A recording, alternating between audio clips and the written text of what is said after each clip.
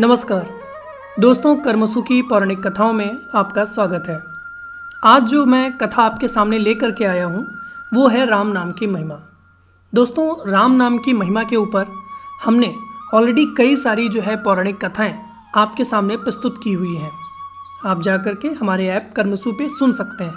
लेकिन आज हम एक नई कथा लेकर के आए हैं जो आपको बताएगी कि किस प्रकार श्री राम के नाम लेने मात्र से आप नरक से स्वर्ग में जा सकते हैं।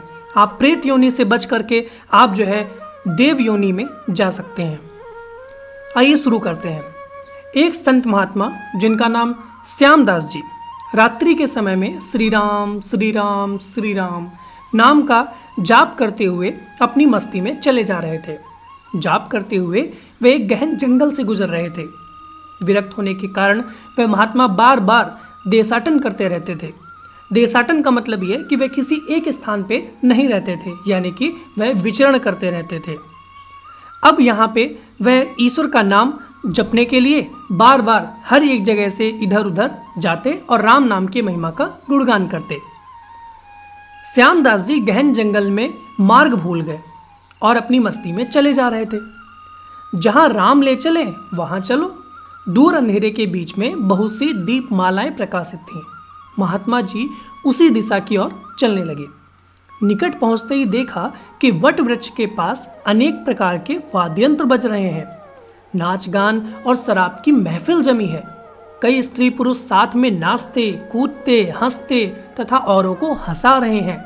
उन्हें महसूस हुआ कि वे मनुष्य नहीं प्रेतात्मा हैं। श्यामदास जी को देखकर एक प्रेत ने उनके हाथ को पकड़ लिया और उनसे बोला, क्यों भाई साधु, कहाँ जा रहे हो? श्यामदास जी बोले, मैं तो अपने राम नाम की माला लिए जहाँ राम ले चलेंगे वहाँ जाऊँगा। इस प्रकार बोलने पर, तुम यहाँ क्यों आए हो? हमारी मंडली आज मदमस्त हुई है। इस बात का तुमने विचार नहीं किया? तुम्हें मौत का डर नहीं? अट्टहास करते हुए महात्मा श्यामदास जी बोले, मौत का डर और मुझे? राजन, जिसे जीने का मोह और उसे मौत का डर होता है। अरे, जब मुझे जीने का मोह ही नहीं है तो मुझे मौत का कैसा डर? हम साधु लोग तो मौत को आनंद का विषय मानते हैं। यह तो देह परिवर्तन है जो प्रारंभ कर्म के होने से ही हमारी कर्म योनि में भोगता है।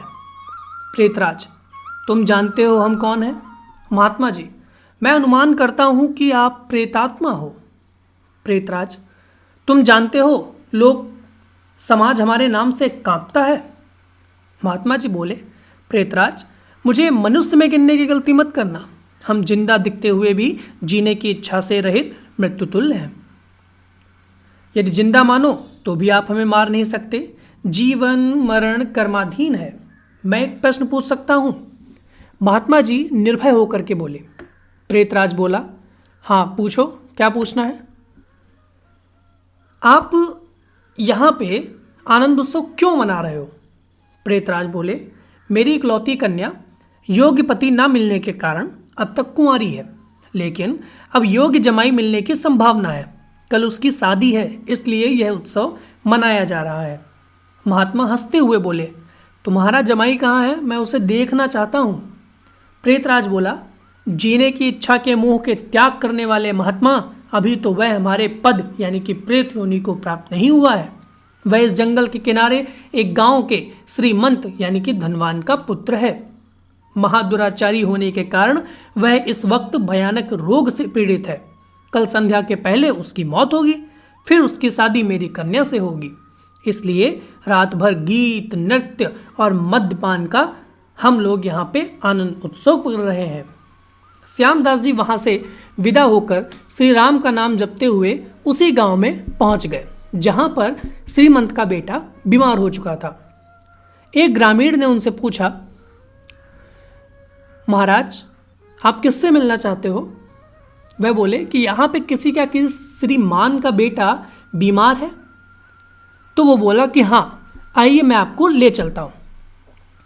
महात्मा जो है वो सेठ के घर पे पहुँच गए। अब वहाँ पे उसकी अंतिम घड़ियाँ थी। फिर भी महात्मा को देखकर माता पिता को आशा की किरण दिखी। उन्होंने महात्मा का स्वागत किया। सेठ पुत्र के पलंग के निकट आकर महात्मा राम नाम की माला जपने लगे। दोपहर होते होते लोगों का आना जाना बढ़ने लगा। महात्मा बोले, क्यों साकलचंद, अब तो ठीक हो? साकलचंद ने आंखें खोलते ही अपने सामने एक प्रतापी संत को देखा तो रो पड़ा। बोला, बाप जी, आप मेरा अंत सुधारने के लिए पधारे हो। मैंने बहुत पाप किए हैं, भगवान के दरबार में क्या मुंह दिखाऊंगा। फिर भी आप जैसे संत के दर्शन हुए हैं, यह मेरे लिए शुभ संकेत है। इतना बोलते ही उसकी सांस फूलने लगी, वह खांसने लगा। बेटा, निराश ना हो, राम पतित पावन है, तेरी यह अंतिम घड़ी है, अब काल से डरने का कोई कारण नहीं। खूब शांति से चित्रवत के तमाम वेग को रोककर श्री राम नाम के जप में मन को लगा दे और जाप कर। शास्त्र कहते हैं, चरित्रम रघुनाथस्य शतकोटिम प्रविस्तरम एकैकम अक्षरम पुण्याम महापातक नाशनम। अर्थात 100 करोड़ शब्दों में भगवान राम के गुण गाए हैं। उसका एक एक अक्षर ब्रह्म हत्या आदि महापापों का नाश करने में समर्थ है। अर्थात यदि आप 100 करोड़ शब्दों में भी भगवान राम के गुण गाते हैं, लेकिन अगर जो आप राम नाम का सिर्फ एक बार से अधिक जाप कर लेते हैं तो वह ब्रह्म हत्या आदि महापापों का नाश करने में समर्थ है। दिन ढलते ही साकलचंद की बीमारी बढ़ने लगी। वैद्य हकीम बुलाए गए, हीरा भस्म आदि कीमती औषधियाँ दी गईं, किंतु अंतिम सांस समय आ गया था। यह जानकर महात्मा जी ने थोड़ा नीचे झुककर उसके कान में राम नाम लेने की याद दिलाई।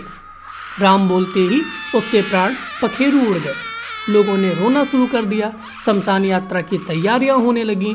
मौका पाकर महात्मा जी वहां से चल दिए। नदी तट पर आकर स्नान करके नाम स्मरण करते हुए वहां से वह रवाना हो गए। शाम ढल चुकी थी। फिर वह मध्यरात्रि के समय जंगल में उसी वट वृक्ष के पास पहुंचे। प्रेत समाज वहां पे उपस्थित था। प्रेतराज सिंहासन पर हताश होकर बैठे थे। आज गीत नृत्य हास्य कुछ ना था। चारों ओर करुण आकंद हो रहा था। सब प्रेत रो रहे थे। महात्मा ने पूछा, प्रेतराज, कल तो यहाँ आनंदोत्सव था, आज शोक समुद्र लहरा रहा है, क्या कुछ अहित हुआ है? प्रेतराज, हाँ भाई, इसलिए रो रहे हैं, हमारा सत्यानाश हो गया। मेरी बेटी की आज शादी होने वाली थी, अब वह कुंवारी रह जाएगी। महात्मा बोले, प्रेतराज, तुम्हारा जमाई तो आज मर गया है, फिर तुम्हारी बेटी कुंवारी क्यों रहेगी भाई? प्रेतराज ने चिढ़कर कहा, तेरे पाप से मैं ही मूर्ख हूँ कि मैंने कल तुझे सब बता दिया, तूने हमारा सत्यानाश कर दिया। महात्मा ने नम्र भाव से कहा, मैंने आपका हित किया, ये मुझे समझ में नहीं आता, क्षमा करना, मुझे मेरी भूल बताओगे तो मैं दोबारा नहीं करूँगा। प्रेतराज ने जलते हृदय से कहा, यहाँ से जाकर तूने मरने वाले को नाम स्मरण का मार्ग बताया और अंत समय में भी राम नाम कहलवाया, इससे उसका उद्धार हो गया और मेरी बेटी कुंवारी रह गई। महात्मा जी बोले, क्या सिर्फ एक बार नाम जप लेने से वह प्रेत योनि से छूट गया? आप सच कहते हो? प्रेतराज बोला, हाँ भाई, जो मनुष्य राम नाम जप करता है वह राम नाम जप के प्रताप से कभी हमारी योनि को प्राप्त नहीं होता। भगवान नाम जप से नरकोद्धारिणी शक्ति है, यानी कि आप जो है नरक से उद्धार हो सकते हैं सिर्फ एक राम नाम से। प्रेत के द्वारा राम नाम का यह प्रताप सुनकर महात्मा जी प्रेमांसु बहाते हुए भाव समाधि में लीन हो गए। उनकी आंखें खुली तब वहां प्रेत समाज नहीं था। बाल सूर्य की सुनहरी किरणें वट वृक्ष का शोभायान कर रही थी। दोस्तों, आशा करते हैं कि आपको हमारी यह पौराणिक कथा के माध्यम से कुछ समझ में आया होगा। आपसे निवेदन है कि इस कथा को अन्य लोगों के साथ भी अवश्य साझा करें, ताकि राम नाम की महिमा का हम लोग और ज़्यादा से ज़्यादा गुणगान कर सकें। धन्यवाद।